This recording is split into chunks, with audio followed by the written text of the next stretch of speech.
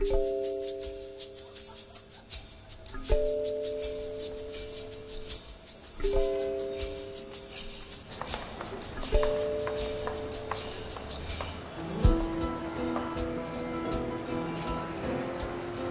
docteur Moussa Maman Bello est ethnopsychiatre. Les hôpitaux parisiens font régulièrement appel à ses services pour la prise en charge psychologique de patients africains déstabilisés par le sida. S'il est malade, ses affects sont partagés comme ça autour des membres de la famille. Lors de séances d'ethnomédecine, il puise dans la symbolique africaine pour faire admettre diagnostic et traitement aux patients qui les refusent. Il y a plein de choses en Afrique.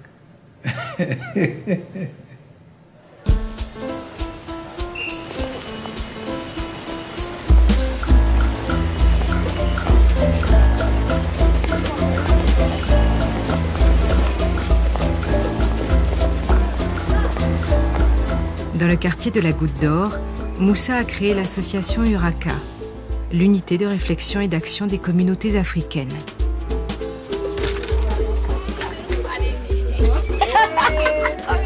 Au-delà de son rôle social, l'association a développé un programme de santé pour la prévention du sida et le soutien aux personnes séropositives. Moi, je vais aller en distribuer.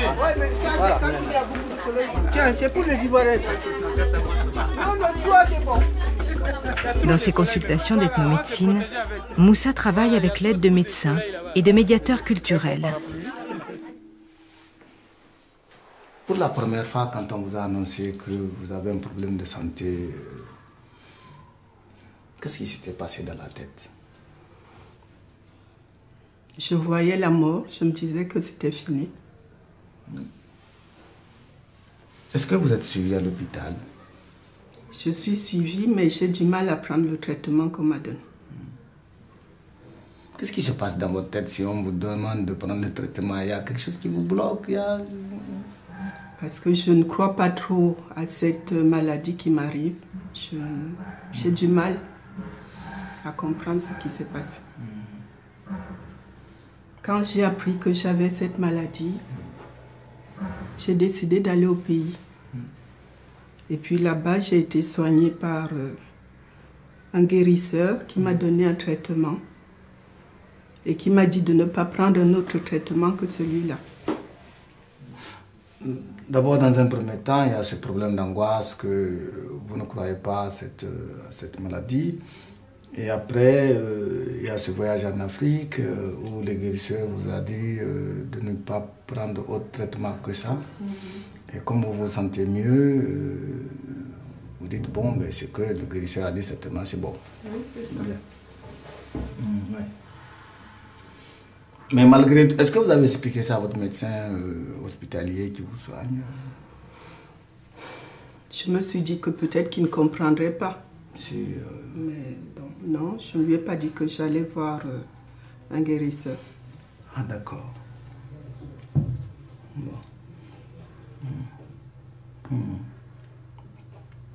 À quoi tu penses, toi Quand on a vu qu'il y avait ça, elle s'est posé beaucoup de questions. Pourquoi ça lui tombait sur la tête et pourquoi c'était à ce moment-là. On avait beau lui expliquer les choses, comment ça se transmet, elle avait très bien compris ça. C'était pas ça sa question. Je pense que quand elle est partie là-bas, c'est des réponses à ça qu'elle cherchait. Je ne suis pas sûre qu'elle les ait obtenues jusqu'à aujourd'hui. Et donc je pense que c'est pour ça qu'elle n'arrive pas tellement à prendre ses traitements. Il vous a donné des plantes. Est-ce que vous avez le nom de plantes? Non, il ne vous a pas dit... Mais non, mais on m'a donné beaucoup de plantes à boire et puis à me laver avec. Et puis, non, je n'ai pas les noms. C'est des compositions, hein, donc je ne sais pas. On ne m'a pas dit. Ah, donc vous sentez vraiment bien avec ça, ça va. Pour vous, ça va? Pour moi, ça va, mais je me dis pendant combien de temps? Mais par contre, il y a le doute qui persiste. Hein. Je suis partagée quand même. Parce que, ayant vécu longtemps ici, je sais que cette maladie est très grave, qu'elle peut être grave qu'on arrive à la soigner, mais qu'on ne la guérit pas. Donc je me dis, si c'est vraiment ça et que je reste là à perdre du temps, je risque de me retrouver avec un état beaucoup plus grave. C'est pour ça que je suis là, pour que vous m'aidiez à prendre cette décision. Donc, il y a deux. Il y a Madame de l'Afrique et Madame de la France qui se parlent là et qui se discutent quelque part. Madame de l'Afrique, au départ, dit « Oh, ces choses de blanc, je caricature. Ils m'ont dit que je suis malade. Moi, je ne crois pas. Je vais aller en Afrique. » Donc, c'est Madame de l'Afrique qui va en Afrique, qui cherche des solutions. Et Madame de la France dit « Oh, ouais, j'ai pris le traitement là-bas, je me sens mieux, mais je ne pense pas que je sois encore guéri. » Alors, comment on peut travailler? Comment allons-nous faire pour faire que Madame de France et celle de l'Afrique, qui sont quelque part en même temps, hein, comment on peut les réconcilier? C'est pour ça que je suis là, puisque vous faites le pont entre l'Afrique et ici. C'est peut-être vous qui allez m'aider à accepter que je suis vraiment malade et que je dois prendre le traitement d'ici. Et puis continuer celui de là-bas. Puisque je ne sais pas, vous pourrez toujours me dire, je ne sais pas s'ils sont incompatibles ou s'ils peuvent se compléter. Très bien. Bon, écoutez, moi je pense que on va s'arrêter là pour aujourd'hui. Et je vais vous dire ma manière de travailler. D'abord, la première condition, c'est de continuer à avoir votre médecin qui va vous faire un suivi médical régulier. Et s'il y a un traitement à donner, vous le prenez, comme il vous le dit. Le reste, je m'en occuperai. C'est-à-dire l'autre côté de l'Afrique, je vais m'en occuper.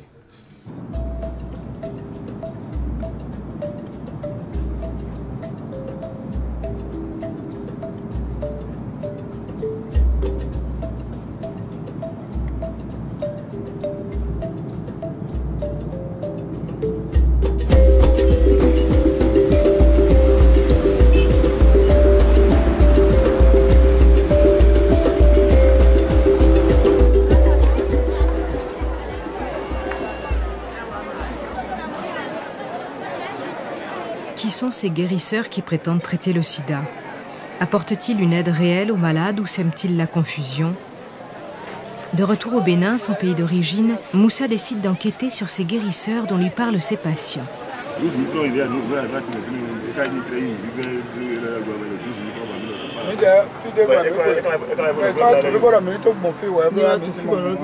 Qu'est-ce qu'ils sont venus acheter là? C'est une écorce d'un arbre qui est très nécessaire. Le gars vient de la frontière Nigeria, il cherche ça jusqu'à arriver ici. D'accord. Voilà. Alors donc vous vendez que les plantes ou bien vous soignez aussi avec les plantes? Nous soignons. Quelles sont les maladies courantes que vous soignez ici? En tout cas, moi je ne peux pas vous mentir, il n'y a pas une maladie que nous ne soigne pas. Est-ce que vous soignez aussi le sida? Vu nos plantes là, ce que moi je connais comme plantes racines, le sida ne peut pas être inguérissable. Les blancs en Europe, ils cherchent, ils n'en trouvent pas encore, ils n'ont qu'à savoir que le sida, par l'indigénat, on peut trouver plus. Nous, on voit parfois qu'on guérit certaines maladies du sang et autres, même on se demande mais si ce n'est pas le sida. Mais il y a quand même des docteurs ici au Bénin, et particulièrement à Cotonou, qui disent qu'ils peuvent soigner le sida avec des plantes. Alors, est-ce que c'est avec vos plantes, à vous, ou bien... Oui, c'est ce que je vous dis. Parce que moi, je vois un peu dans les plantes, je vois que le sida est traitable. Le sida est traitable. Ça existait depuis. Donc, pour ça, moi, j'aime trop les plantes. Même là où vous êtes maintenant, vous êtes en train de respirer. L'odeur des plantes, là, ça vous guérit. Hein. L'oxygène de ces plantes qui se dégagent là, entouré de vous, ça parle, parce que les plantes parlent. Les plantes, ils parlent. En Afrique, la propagation du virus s'est vite transformée en commerce très rentable. Sous le slogan « Sauvons l'Afrique avec des moyens locaux », une société spécialisée dans l'apithérapie vante les vertus d'un produit à base de miel comme traitement anti-sida.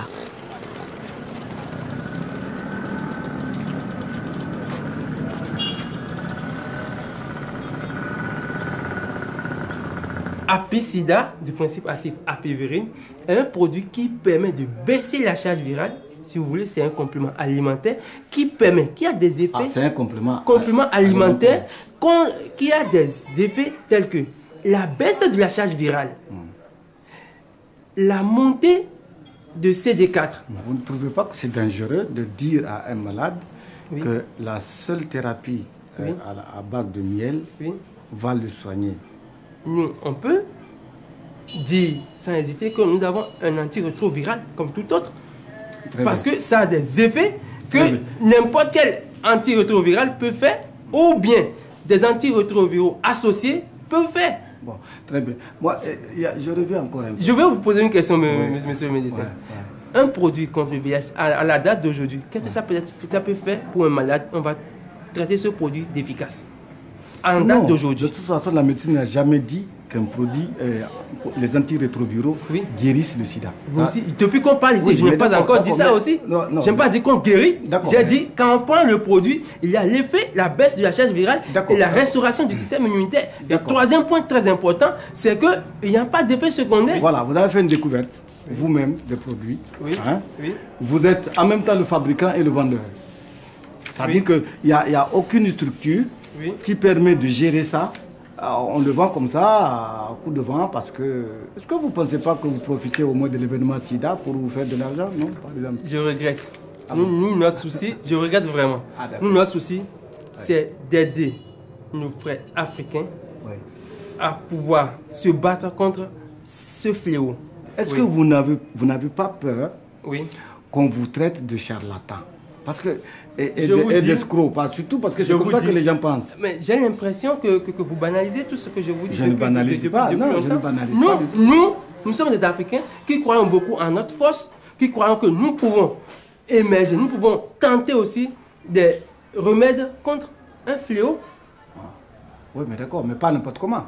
Mais là, je peux me plaindre contre vous. Oui. Il y a une diffamation, je peux me plaindre contre vous. En disant quoi? En disant que vous nous tassez de voleurs, c'est en termes que ce n'est pas le cas. Pas de voleurs, chacun est libre de faire sa recherche, chacun de par sa vision, chacun est libre de pousser. Je ne parle pas de voleurs. Non, j'aimerais que vous rectifiez. Non, il y a des choses.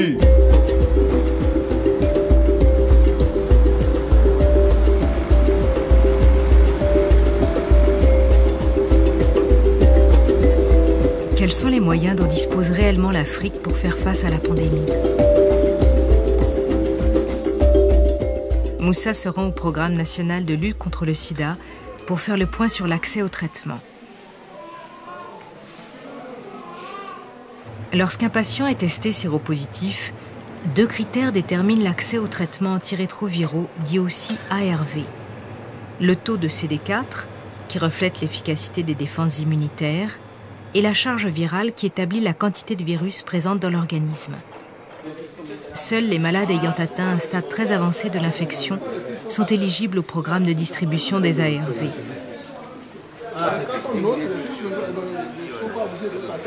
Bonsoir. Souvent, plein de gens se plaignent en disant qu'ils n'ont pas accès aux antirétroviraux, même s'il y a un traitement, même si c'est... ils se plaignent en gros qu'il n'y a pas de traitement, qu'ils n'ont pas accès aux médicaments. Non, il faut remarquer quand même que le programme qui est fait de façon à prendre en charge un certain nombre de malades par année. Je crois qu'aujourd'hui, nous sommes autour de 3000 malades et l'année prochaine, certainement qu'on va passer à 5000 malades. Il est tout à fait normal qu'on ne peut pas prendre en charge tout le monde. Mais parmi ceux qui se plaignent, il y a ceux-là qu'on ne peut pas élire. Parce qu'il y a un certain nombre de critères. On fait des tests, des examens biologiques qui permettent de démarrer le traitement. Mais si ces malades-là ne répondent pas à ces critères, on ne peut pas les prendre en charge. Alors donc ceux qui ne sont pas élus, c'est-à-dire ceux qui ne rentrent pas dans le critère de choix médical, pendant ce temps-là, eux, ils font quoi? Oui, disons les médicaments, on n'en aura jamais assez. Puisqu'il y a plus de malades qu'en fait, moyens pour les traiter. Il y a une telle prolifération des gens qui disent qu'ils peuvent guérir le sida. Hein? Est-ce que ce n'est pas le fait que l'accès aux soins et l'accès aux médicaments antirétroviraux qui font que les gens ont tendance à aller voir les guérisseurs et à prendre des plantes et autre chose? Oui, il y a cet aspect du problème qu'il ne faut pas négliger. Et tous les jours, il y a des guérisseurs qui s'improvisent. Il y a même des gens très sérieux aussi qui s'improvisent, capables à un tour de vis de guérir le sida. Donc ça pose un certain problème et je crois que c'est l'information, tout azimut, qui doit pouvoir passer, qu'on explique la maladie aux gens pour qu'ils conçoivent eux-mêmes qu'il ne faut pas se confier à n'importe qui. Et c'est très important. Le rôle des guérisseurs est un sujet sensible en Afrique, où la presse se fait régulièrement l'écho de faux espoirs nés de solutions miracles. Moussa découvre qu'un de ses confrères biochimistes est fortement médiatisé pour avoir mis au point un traitement à base de plantes comme alternative à la trithérapie. J'avais eu cette envie de venir vous voir parce que je voulais savoir qu'est-ce qui vous a motivé à vous intéresser d'abord au problème de sida et ensuite à la thérapie avec les plantes pour soigner vos malades. Oui, mais toi, tu n'es plus au pays. Sinon, tu devrais savoir. Oui, c'est vrai. Ouais, le problème, c'est que, et malheureusement, tu sais qu'il y a à peu près 38 millions de malades aujourd'hui du sida. Et sur ces 38 millions, nous avons 27 millions en Afrique, au sud du Sahara. Et bien que ici, nous soignons parmi les pays les moins touchés, nous avons quand même 80 000 malades. Et sur ces 80 000 malades, nous avons 12 000 qui attendent, qui désespèrent d'avoir un traitement, qui attendent la trithérapie et qui sont en train de mourir. Alors, tous les efforts de tous les bailleurs de fonds ne permettent de prendre en charge que 5 000 malades. Alors, dans ces conditions, qu'est-ce qu'on fait?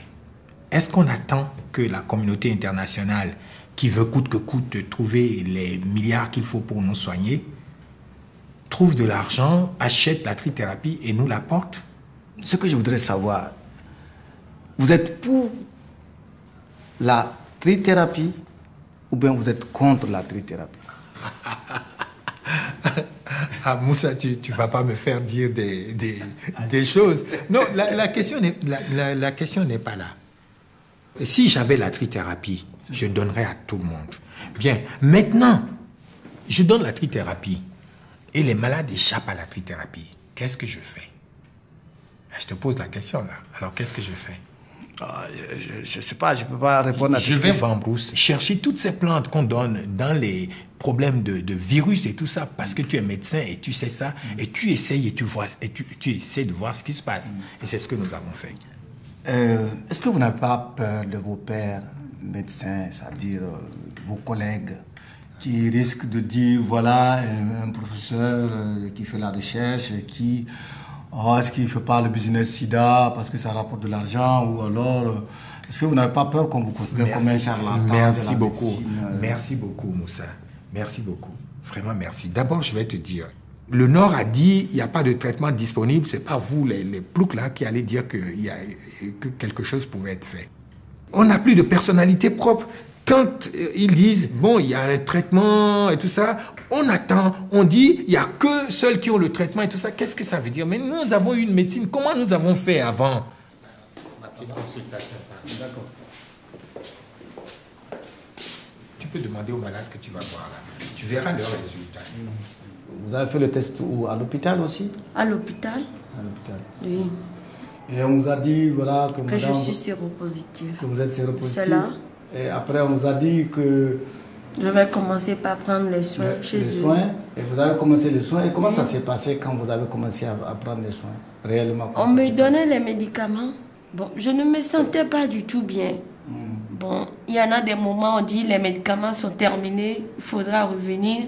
et tout. Et il y a des ruptures de médicaments. Et des fois, on arrête les traitements. C'est là que je dis non, moi, je ne vais pas me toxiquer pour ces médicaments. Moi, je vais arrêter. Vous ne comprenez pas, on vous dit d'arrêter, vous allez recommencer. Tantôt, il n'y a plus de médicaments. Il faut repasser. Et tous les malades crient. Il y a les malades, beaucoup de malades qui sont à l'hôpital là-bas. Alors, tu vois, par exemple, ici, tu vois, cet examen, je l'ai fait le 26 juin. Et quand elle est arrivée ici, le CD4, c'était 160. On l'avait mis sous traitement, mais elle ne supportait pas du tout. Donc, je l'ai reprise et je lui ai donné nos plantes. Voilà.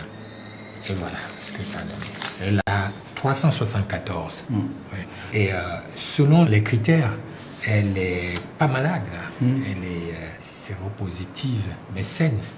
Moi, je pense qu'à un moment donné, il n'y aura plus du tout de virus et que c'est des personnes qui vont avoir une vie tout à fait normale. Donc, vous pensez que avec le traitement de vos plantes,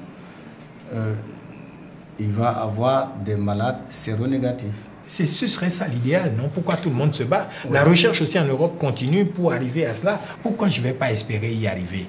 D'accord. Et je voudrais, si vous le permettez, je voudrais lire les autorités sanitaires qui ont écrit, je crois il y a le PNLS et puis la direction des pharmacies. Hein.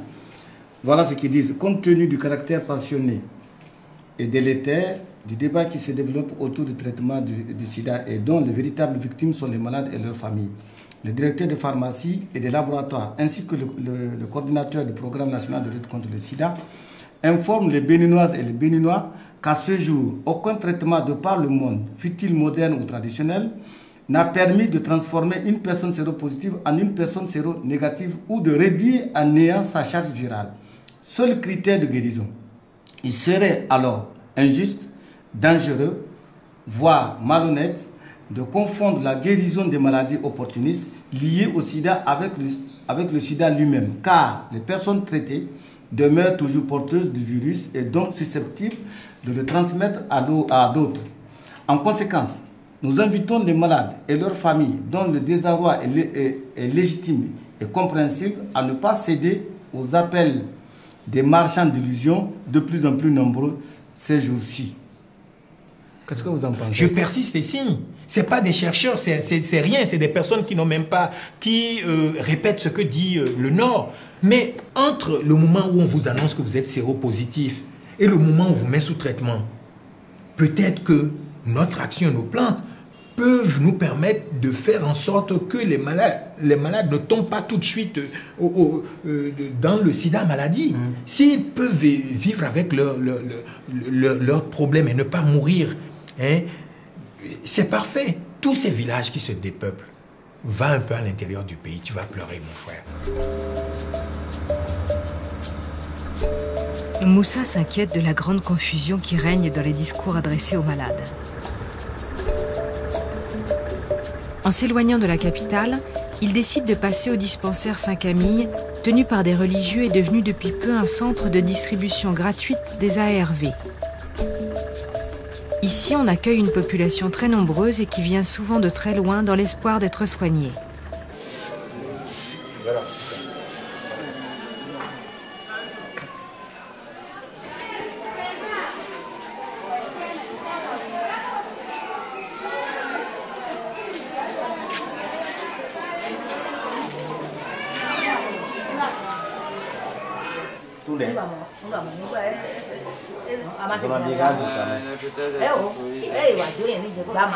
Elle a la peau très sèche. Tu as reçu de la pommade? Oui. Est-ce qu'il va bien la sœur? J'ai beaucoup de choses.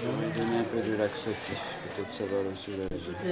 On dit lui de ne pas avoir peur de mettre de la pommade. Hein? On en a encore, mais là c'est vraiment très très sèche. Alors, pommade, tu es encore très maigre. Est-ce que tu fais travailler un peu tes muscles? Tu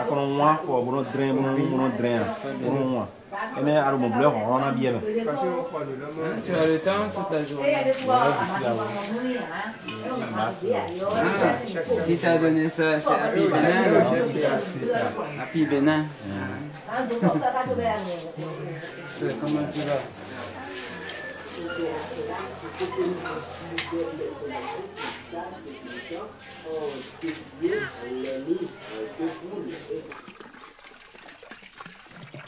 Pour traiter leurs malades, ils utilisent aussi la spiruline, une micro-algue verte, très riche en protéines, vitamines et acides aminés, qui contribue au renforcement des défenses immunitaires.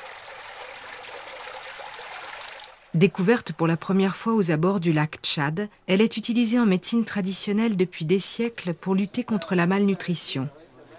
Avant 70, nous, on avait quelques algues comme ça que les Peuls utilisaient.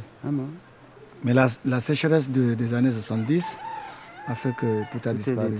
Ouais. Et ça, on en utilise. Nous, on a les ARV depuis 1 an à peu près. Donc avant, je n'avais que ce recours, les compléments alimentaires. C'est vraiment le remède à la malnutrition dans les pays pauvres. Mais ce n'est pas défendu suffisamment. Je ne sais pas pourquoi.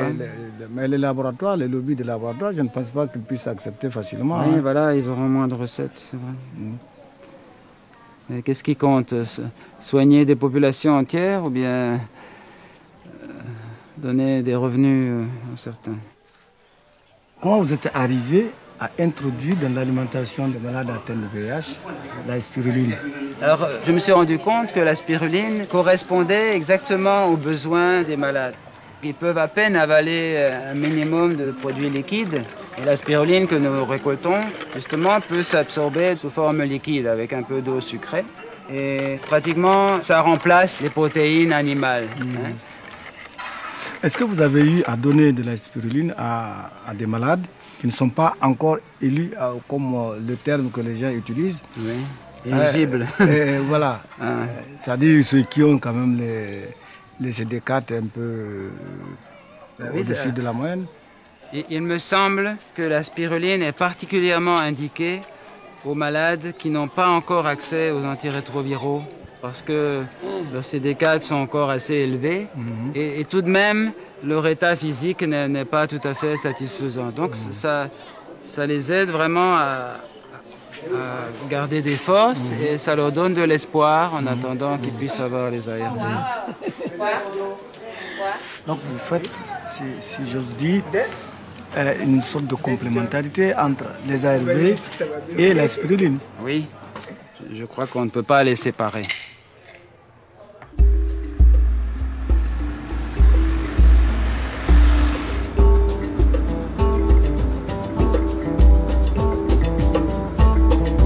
Nous approchons de l'axe frontalier qui sépare le Bénin du Niger et du Nigeria.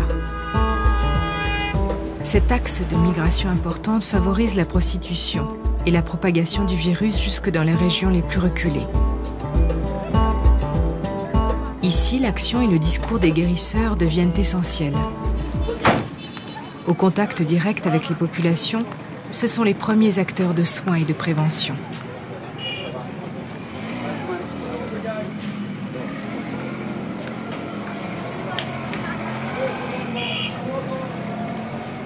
Alors, vous soignez presque toutes les maladies, mais sauf le sida. Oui. À peu près toutes les maladies. Sauf le sida. Sauf le sida que je n'ai pas sûr. Alors, comment, dans ce cas-là, puisque vous êtes convaincu que vous ne pouvez pas identifier quelqu'un qui est malade du sida, vous n'assurez pas non plus que vous pouvez soigner quelqu'un malade de sida pour sa maladie sida. Ouais, pour finir ça totalement. Alors, qu'est-ce que vous allez dire aux autres guérisseurs qui disent qu'ils soignent le sida? Non, mais ce que moi je demande, s'il est possible, tous les guérisseurs n'ont qu'à rester sur la voie véridique. Parce que déjà, eux-mêmes qui disent qu'ils vont guérir le sida, ils le disent seulement, mais ils n'ont pas des appareils pour connaître qu'ils ont guéri la personne ou pas. Vous voyez? Donc là, il faut être véridique. Parce que chez nous ici, dans le pays d'Indie, quand tu dis que tu vas guérir quelque chose et que tu n'arrives pas à le guérir, c'est une honte chez nous. Ce n'est pas dans les capitaux que la personne peut mentir de n'importe comment. Chez nous ici, non. Nous ici, quand tu fais quelque chose et que ça ne marche pas, les gens vont vraiment te dire ça carrément même et ils vont te quitter. Parce que maintenant, ce n'est pas avec ça que je vis. Bon, mais je ne peux pas continuer toujours à laisser mon champ pour venir toujours à étudier comment faire. Mais je le fais seulement parce que j'ai été héritier. C'est comme c'est héritier, je ne peux pas abandonner. C'est un héritage. Ouais. Je ne peux pas abandonner, c'est ça. Le drame qui se joue s'appelle le syndrome du guérisseur. Par définition, un guérisseur doit guérir. Sauf que le sida a changé la donne, ce que semblent occulter charlatans et marchands d'illusions. Pour autant, les vrais guérisseurs contribuent à soulager la population. Avant de se consacrer à la médecine moderne, Moussa a été initié par son père et son grand-père à la médecine traditionnelle. Dans son village de Belotunga, il bénéficie comme tout guérisseur d'une grande crédibilité et d'un profond respect.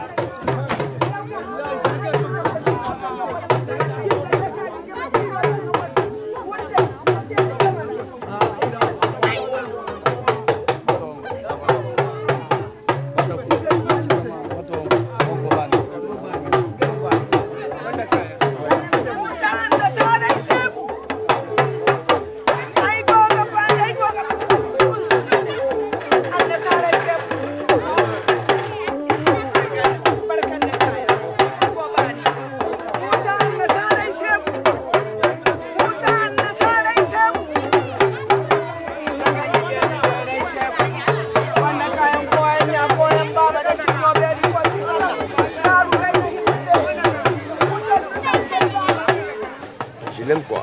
Trop. Je sais pourquoi moi je l'aime. On voulait régler un problème conflictuel entre un garçon qui a un problème d'infection à VIH et sa femme. Elle sait. Je n'ai rien caché. Je l'ai dit. Nous sommes tous malades. Sa première femme est décédée. Sa deuxième est là. Il y a un conflit. Il voulait absolument que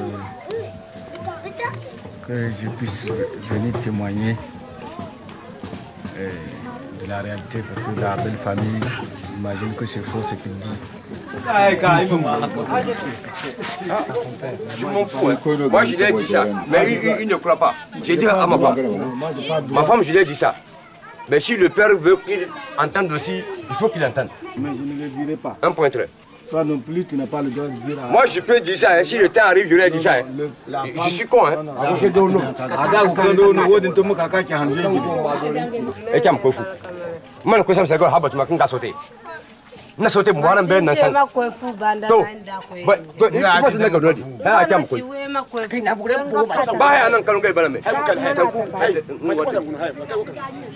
pas les choses comme ça. Il faut que les parents s'aillent.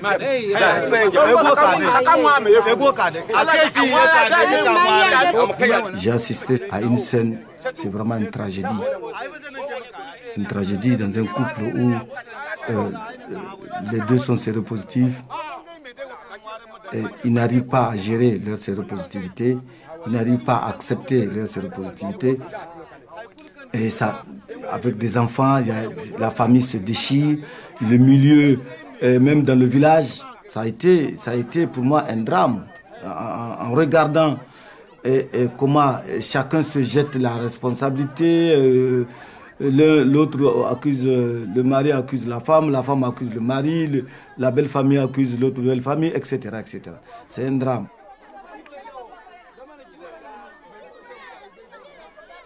Pourquoi il y a ce drame? Pourquoi il y a cette manière d'expliquer les choses? C'est parce que les gens ne comprennent pas. Ils ne comprennent pas pourquoi, avec tous ces fléaux que l'Afrique a déjà connus, il y a encore un autre fléau qui vient s'ajouter. Et on n'arrive pas, la médecine n'arrive pas à leur expliquer, ne serait-ce que par des phrases très simples, culturelles, que les gens peuvent dire. Mais on ne peut pas admettre de... je suis désolé, hein, tout médecin que je suis, je ne supporte pas, moi, même si je suis malade scientifique, je suis médecin scientifique, tout ce que vous voulez, je ne peux pas supporter qu'on me dise je suis malade, je suis séropositif, voilà, tu es séropositif, va d'abord, on ne peut pas te soigner, mais vas-y, c'est quand tu vas tomber malade qu'on va s'occuper de toi. Mais les gens ne peuvent pas comprendre ça. Et je suis convaincu que, avec peut-être les guérisseurs traditionnels, en essayant de les organiser, ils peuvent avoir des discours qui vont permettre aux malades de comprendre ce qui leur arrive. Et voilà la nécessité aussi d'organiser les guérisseurs traditionnels. De les former aussi autour de cette maladie que l'Afrique n'a pas eu le temps culturellement de l'intégrer dans les langues. S'il y a une faculté de médecine africaine, on peut pouvoir trouver des mots qu'on peut utiliser pour que les gens puissent comprendre ce qui leur arrive, pour éviter ces genres de tragédies qu'on rencontre un peu partout dans les familles africaines. Surtout dans les villages éloignés, où les gens, c'est comme si c'est les dieux qui sont tombés sur leur tête quand on dit qu'un couple est séropositif. Parce qu'ils ne comprennent pas. Il ne suffit pas d'expliquer, il ne suffit pas de dire. Il y a une manière de dire.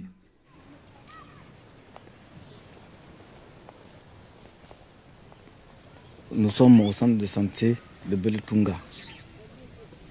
Dans ce centre, j'ai essayé de faire un syncrétisme. Donc j'ai voulu faire à la fois la médecine moderne et la médecine traditionnelle parce que j'avais été formé par mon grand-père.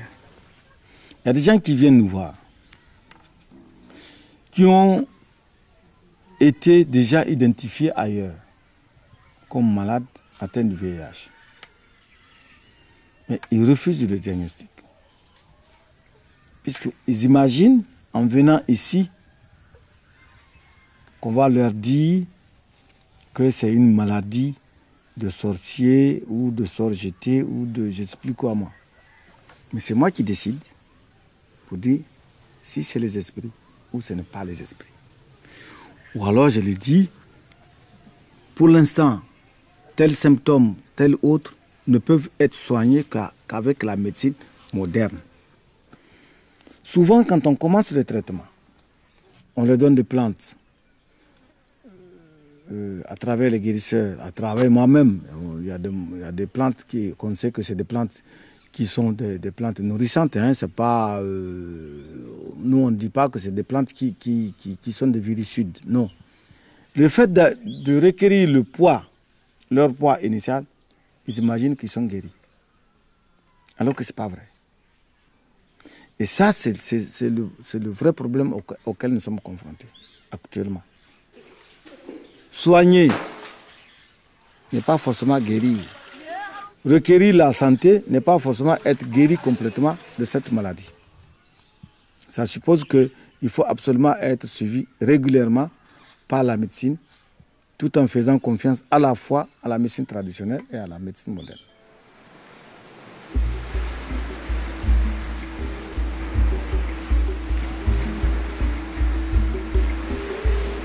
Moussa décide de poursuivre son enquête au Sénégal, là où il a fait ses premiers pas dans la médecine moderne.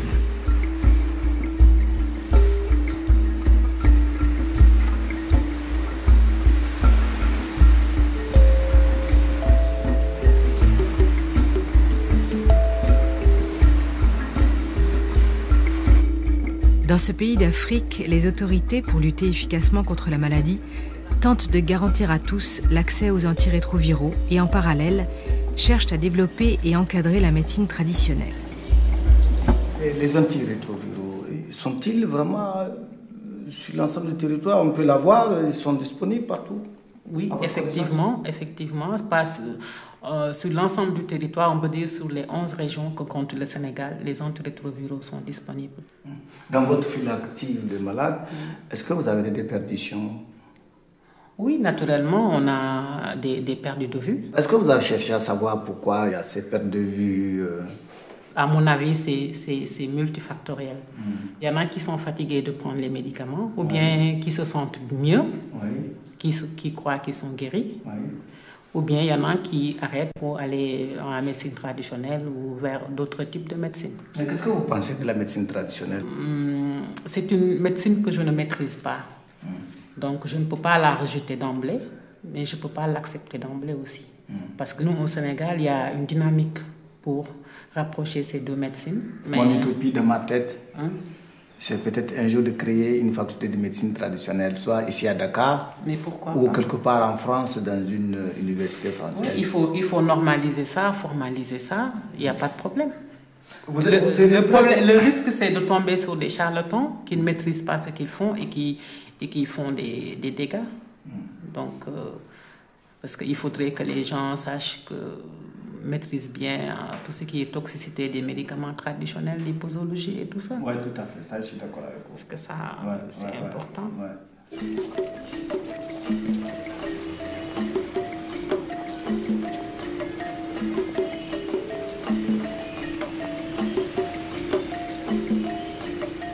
Nous sommes là dans un laboratoire de pharmacognosie. C'est un laboratoire qui s'occupe d'étudier les plantes médicinales sur le plan chimique. Alors, les plantes récoltées au niveau de la brousse, sous l'indication du tradipraticien, sont identifiées. Et une fois identifiées, les extractions vont commencer pour étudier les principes actifs. Alors, les plantes qui ont eu des tests positifs sont formulées pour une utilisation par les malades. Donc nous connaissons les doses qu'il faut prendre et ces doses sont indiquées sur des étiquettes pour éviter des intoxications. Ça fait plus de 10 ans que vous faites ces recherches ici sur les plantes. Est-ce que là, vous avez trouvé des plantes antirétroviraux, non? Des principes actifs antirétroviraux, non? Alors, il se trouve qu'au Sénégal, il y a des plantes qui renferment des principes actifs qui sont de probables antiviraux. Évidemment, on ne peut pas les comparer aux ARV de synthèse, qui sont beaucoup plus agressifs et probablement plus efficaces. Mais ces molécules naturelles peuvent participer parfaitement à la prise en charge, en tout cas à une stabilisation ou à l'amélioration de l'état des malades.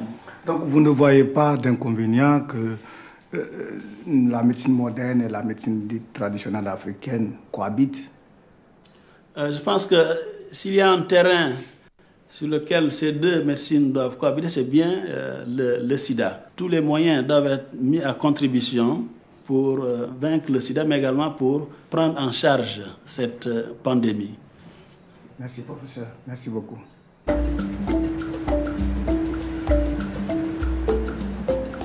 Dans la banlieue de Dakar, à Keur-Massar, a été créé un véritable hôpital de médecine traditionnelle. Les meilleurs guérisseurs du pays se sont réunis dans un même lieu pour accueillir les malades et échanger leur savoir en matière de plantes médicinales.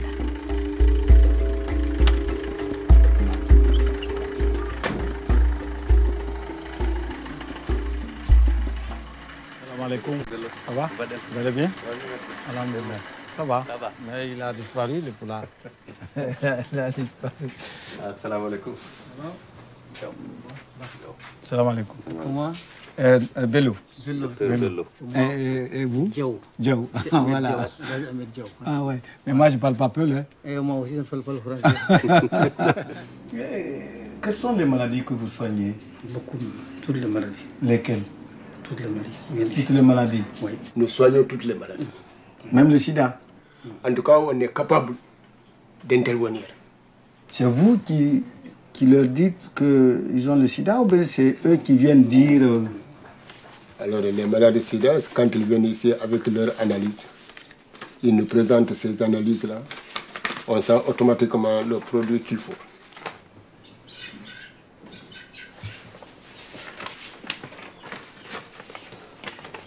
Ce sont les plantes de Diaw qu'ils consomment.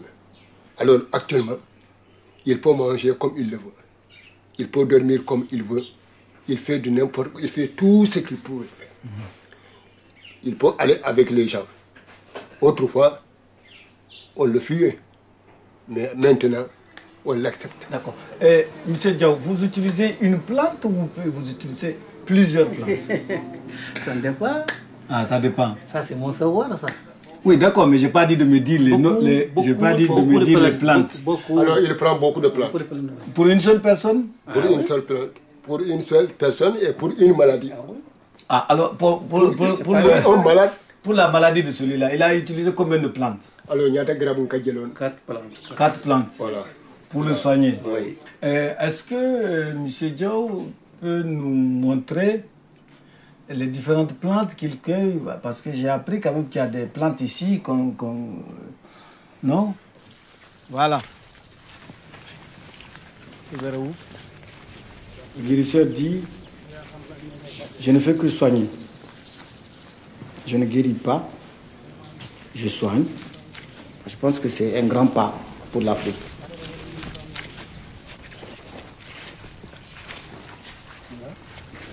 Comment ça s'appelle en Wolof?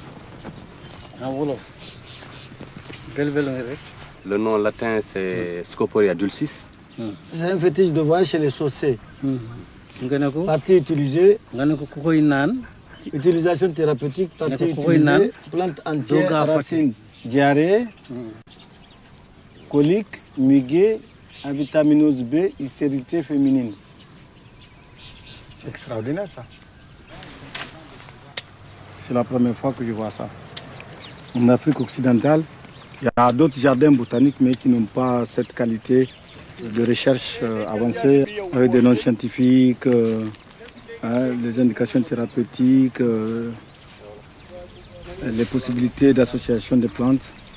C'est la première fois.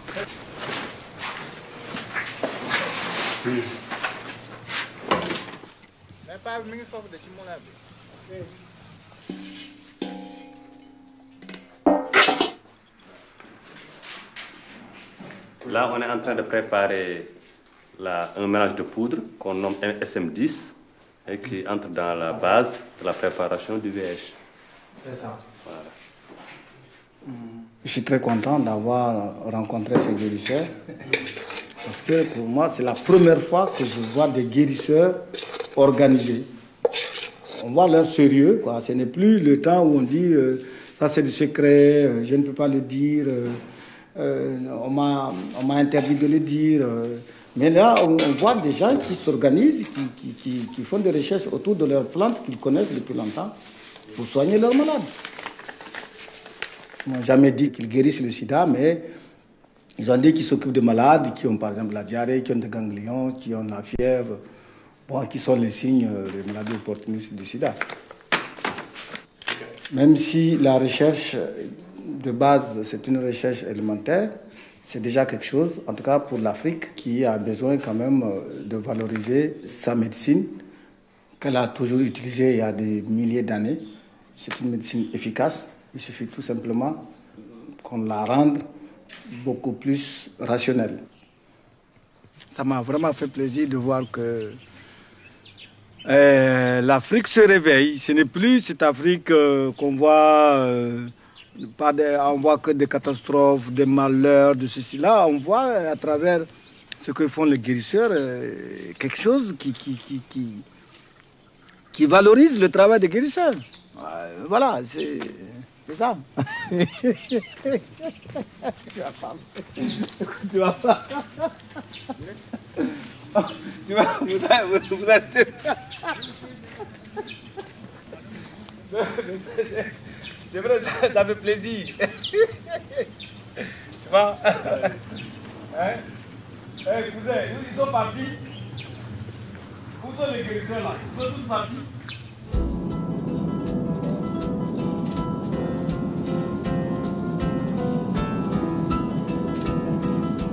Conscient de l'intérêt de poursuivre la recherche sur les connaissances des guérisseurs et sur la nécessaire collaboration entre les deux médecines, Moussa cherche à mobiliser d'autres soutiens et rencontre le professeur Luc Montagnier. Dites-moi, vous, en tant que sommité médical, puisque votre parole fait foi, à quand la collaboration entre les chercheurs occidentaux et les guérisseurs traditionnels en Afrique pour soigner les malades atteints de VIH? Ce qui peut être apporté notamment par les traditions de pharmacopée africaine, par les plantes notamment, doit s'ajouter et non pas remplacer la trithérapie. Il y a un certain nombre d'extraits de plantes qui ont montré des activités contre l'infection par le virus du sida ou pour ralentir l'évolution. Donc prendre dans la pharmacopée africaine, puiser dans cette expérience de plusieurs siècles, plurimillénaire si vous voulez, c'est une des solutions. Je ne dis pas que ça va remplacer les traitements que le Nord apporte. Je pense que c'est complémentaire. Je pense que la plupart de ces produits n'agissent pas directement sur le virus, mais agissent en stimulant les défenses immunitaires et aussi, pour le moment, en ayant des effets antioxydants. Moi, je suis vraiment partisan de la trithérapie. Mais j'essaie d'aider mes malades avec les plantes que je pense qu'ils peuvent leur apporter quand même comme des adjuvants alimentaires.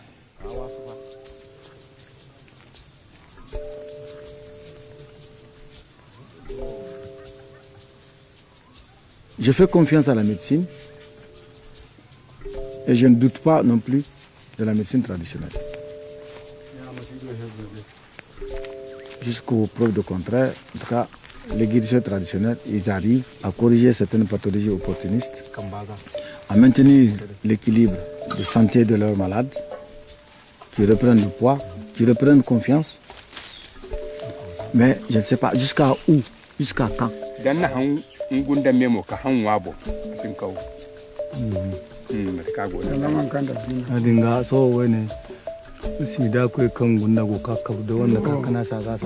Je ne les interdis pas d'aller voir des guérisseurs. Mais j'ai dit aux guérisseurs, venez, il faut leur faire part que vos plantes que vous donnez, ça ne suffit pas. Et de ne pas leur dire qu'ils sont guéris de cette maladie, mais de leur dire que c'est une rémission. Il n'y a que ça que je peux faire.